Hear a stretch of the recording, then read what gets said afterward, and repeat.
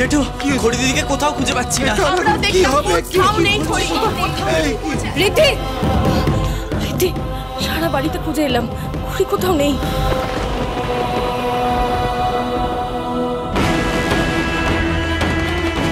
I knew it.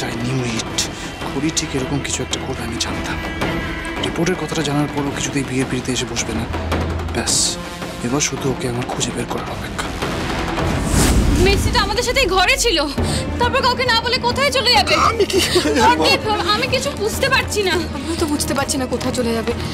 রীতি, তোর সাথে ঘড়ির কথা হয়েছে কোনো? পুরোহিত মশাই, বিয়ের লগ্ন আর কতক্ষণ আছে? সময় তো আর বেশি নেই, মিনিট 15 আছে। অনেকটা সময় তো আগেই নষ্ট হয়ে গেছে। 15 মিনিট আর মাত্র লগ্ন বাকি। মাথা কাজ করছে না। ঘড়িটা যেন তো প্রত্যেকবার ওদের বিয়ের আগে কোনো রকম অশান্তি হবে, ওদের বিয়েতে বাধা পড়বে। আর বাধা পড়বে না। পুরোহিত মশাই, আপনি রাহুল আর কুনালের বিয়েটা শুরু করুন, আমি একটু পরে আসছি। হ্যাঁ রীতি, কি বলছিস নাকি বাবা? এভাবে বিয়ে ছেড়ে যাওয়া যায় না। এবার তুই কি জানিস কোনোভাবে ঘড়ি কোথায় যেতে পারে? না, আমি জানি, তবে ঘড়ি যেখানেই থাকুন আমি ওনাকে ঠিক খুঁজে বের করবো। রীতি, কি দৌড়াতে?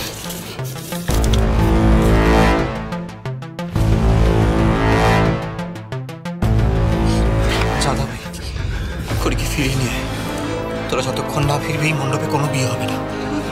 আমরা কেউ বিয়েতে বসবো না। কি আমি বুঝতে পারছি তুই কি বলতে চাইছিস, কিন্তু লগ্ন তো পেরিয়ে যাবে। তো তোরা যদি বিয়েতে না বসিস তাহলে কি করে হবে? বেরিয়ে যাক। কুনাল একদম ঠিক বলেছে, যদি বিয়ে হয় তাহলে তিনজনে একসাথে হবে। আমি একটা জিনিস বুঝতে পারছি না, রীতি একটু আগে ঘরে ছিল, কত দূরই বা যাবে? চল আমরা সবাই মিলে একবার খুঁজে দেখি। যেতে হবে না, আমি ওনাকে খুঁজে বের করবো। আর এমনিতে আমার ওনার সাথে একটা বোঝাপড়া করার আছে।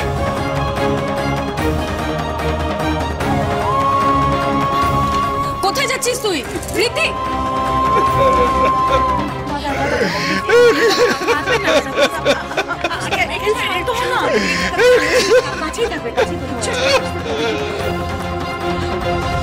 কি ব্যাপার? মৈনাক তো এখানেই ছিল। মৈনাক কোথায়? তার মানে আমি যেটা ভাবছিলাম সেটাই ঠিক। ওই রিপোর্টে নিশ্চয়ই কোনো গন্ডগোল আছে, আমাকে জানতে হবে সেটা কি।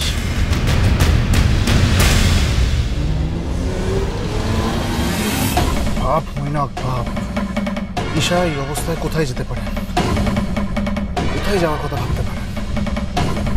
যেভাবেই হোক আমাকে ঋদ্ধিমান সিংহ রায়ের আগে ঈশার কাছে পৌঁছতে হবে। এই দিনটার জন্যই তো এতদিন অপেক্ষা করেছিলিস মৈনাক। আজ তোর স্বপ্ন সত্যি হওয়ার দিন।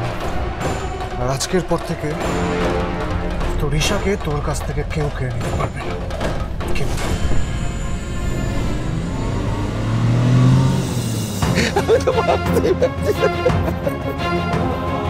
কোনো একটা কারণে মন খারাপ, বিশ্বাস করো। কালকে থেকেই দেখেছি, আমি আর বোন দুজনেই সেটা নোটিস করেছি, সেইভাবে সেটাকে বুঝতে পারিনি। ইভেন আজকে যখন আমরা রেডি হচ্ছিলাম তখনও দেখলাম ও একটা অন্যমনস্ক অন্য কোনো চিন্তায় বসে রয়েছে। আমি ওকে জিজ্ঞেস করেছি, তাও কিচ্ছু বলেনি। এমন করো না, শরীর খারাপ করবে তো। বলছি যে খুলির কেন মন খারাপ, কেন টেনশন করছিল, সেগুলো না হয় আমরা ওকে জিজ্ঞেস করে যখন ফিরে আসি।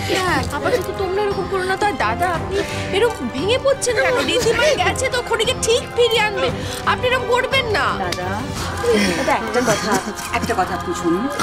আপনি জানেন তো যে খড়ি ঋদ্ধি ওরা একে অপরকে ছেড়ে থাকতে পারে না বেশিক্ষণ।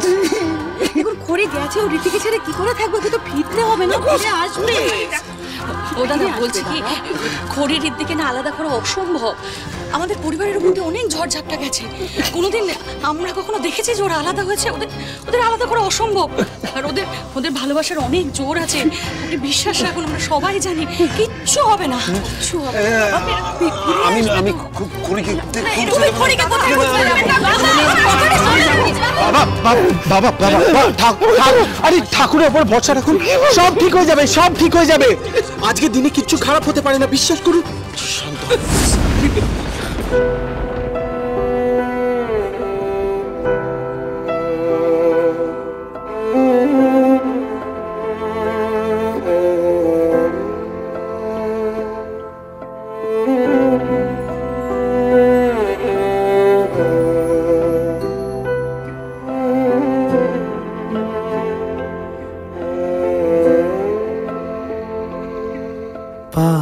आए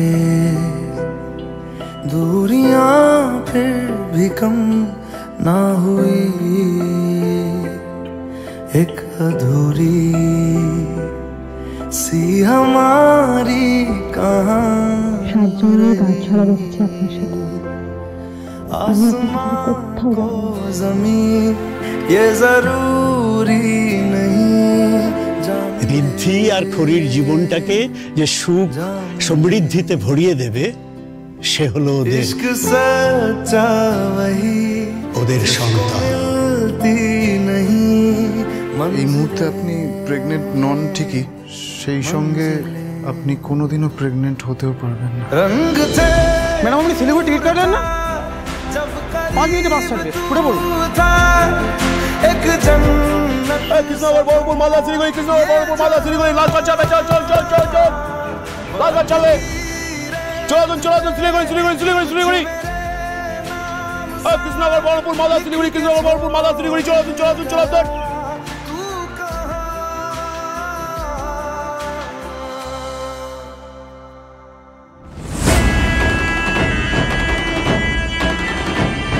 এটা তো একটা দূরপাল্লার বাস স্ট্যান্ড। ঈশা কোনোভাবে এখানে আসেনি তো? গ্রেট। আর যদি তাই হয় তাহলে তো আজকের মতন গোল্ডেন অপরচুনিটি আমার লাইফে আর কোনোদিনও আসবে না। আমি আজই ঈশাকে নিয়ে অনেক দূরে চলে যাব।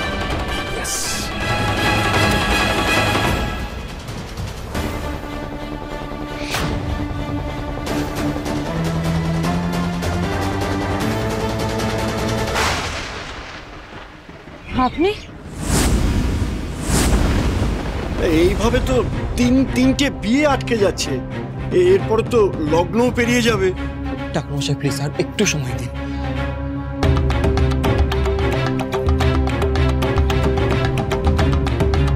ঋদ্ধি আর খড়ি আসবে, ওরা লগ্ন মিস করবে না। আর লগ্ন যদি পেরিয়েও যায়, ঋদ্ধি আর বোনকে ছাড়া কিন্তু আমরা বিয়েতে বসবো না। হ্যাঁ, জাম্বর মেজদি কোথায় আছে, কোনো সমস্যা হয়েছে কিনা এটা না জানা অবধি আমরা বিয়ের পিড়িতে বসতে পারি না, এটা হয় না। দেখেছিস ছোট ঠাকুরজি, এই হচ্ছে আমাদের সিংহরায় পরিবারের শিক্ষা। আমাদের পরিবারের উপর কত ঝড়ঝাপটাই না এসেছে, প্রত্যেকবার আমরা ভেবেছি এই বুঝে আমাদের পরিবারটা ভেঙে যাবে, কিন্তু না, শেষমেশ সব ঠিক হয়ে গেছে বল, ঈশ্বরের কৃপায়। আর বাবার বিশ্বাসটাই ঠিক, এটাও প্রমাণিত। সত্যি দিদি, এই সিংহরায় বাড়ির পরের প্রজন্ম ওরা আমাদের দেওয়া শিক্ষা সংস্কার কিচ্ছু বলেনি।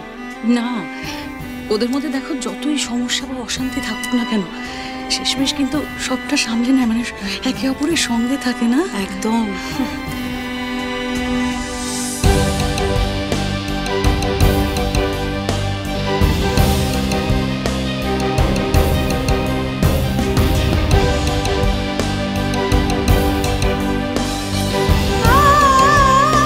লগ্ন কিন্তু আর বেশিক্ষণ নেই, আর কিছুক্ষণের মধ্যে বিয়ে শুরু করতে না পারলে অমঙ্গল হবে।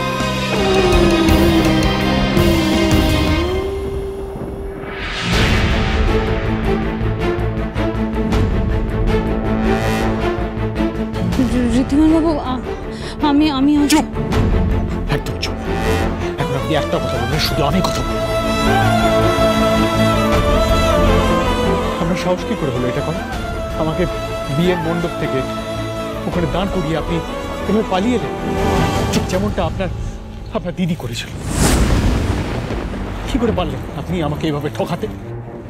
বলুন, কোনো এক্সপ্লেনেশন না দিয়ে, কোনো কৈফিয়ত না দিয়ে আপনি বাড়ি ছেড়ে চলে এলেন।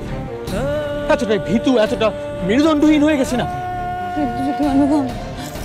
আমি জানি আমি অনেক বড় ভুল করেছি, কিন্তু আমার কথাটা। চুপ করুন, একদম চুপ বলেছি না? কি মনে করেন আপনি নিজেকে? হ্যাঁ, কি মনে করেন আপনি? মনে করেন আপনি বিরাট, আপনি মহান, আপনি মানুষ নন, আপনি দেবী। আপনি সবার কথা ভাবেন, নিজের কথা না ভাবেন, সবার কথা ভাবেন। হ্যাঁ, কিন্তু যে মানুষটা এই পৃথিবীতে আপনাকে সব থেকে বেশি ভালোবাসে, আপনি শুধু তার কথাই ভাবেন না, একবার মনে করলেন না যে তার খারাপ লাগবে কিনা, সে কষ্ট পাবে কিনা, সেটা একবার ভেবে দেখলেন না।